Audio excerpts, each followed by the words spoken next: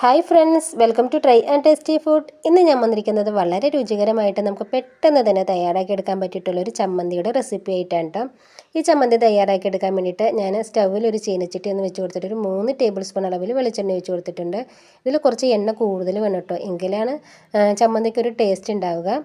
പിന്നെ ഇതിലേക്ക് നമ്മൾ ഉള്ളി കൊണ്ടാണ് ചമ്മന്തി തയ്യാറാക്കി എടുക്കുന്നത്. അരിഞ്ഞെടുത്തപ്പോഴത്തേക്ക് 3/4 കപ്പ് ഉണ്ടായിരുന്നു കേട്ടോ ഉള്ളി. പിന്നെ ഈ ചമ്മന്തി തയ്യാറാക്കി എടുക്കുന്നത് എൻ്റെ ഉമ്മച്ചിയാണ് കേട്ടോ. ഇത് പണ്ട് മുതൽ ഞാൻ കഴിച്ചിട്ടുള്ളതാണ്. വളരെ ടേസ്റ്റി ആയിട്ടുള്ള ചമ്മന്തിയാണ് കേട്ടോ.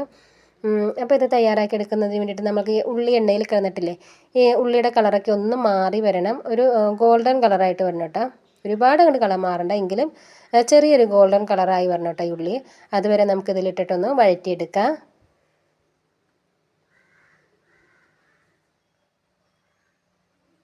ഇനി നമുക്ക് ഈ ഉള്ളിയിലേക്ക് ഉപ്പ് ചേർത്ത് കൊടുക്കാം.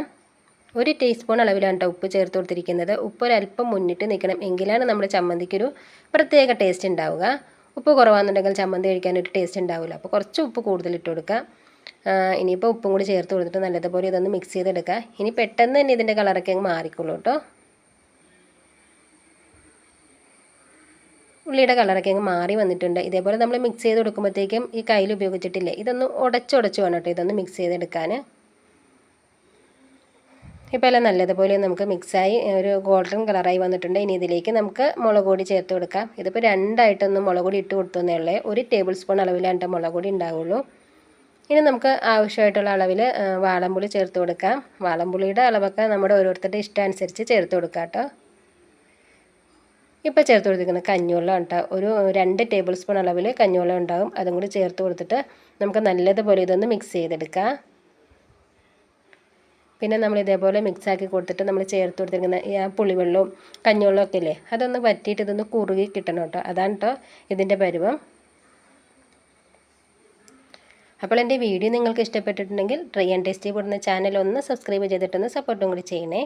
അതിൻ്റെ കൂടെ ലൈക്ക് ചെയ്യുകയും ഷെയർ ചെയ്യുകയും നിങ്ങളുടെ അഭിപ്രായങ്ങൾ അറിയിക്കുകയും കൂടി ചെയ്യാം കേട്ടോ. ഇപ്പോൾ നമ്മുടെ ചമ്മന്തി ഇവിടെ റെഡി ആയിട്ടുണ്ട്. ഇതിൻ്റെ സ്റ്റവ് ഒന്ന് ഓഫ് ചെയ്തിട്ട് നമുക്ക് കുറച്ച് കറിവേപ്പില ഒന്ന് ചേർത്ത് കൊടുക്കാം.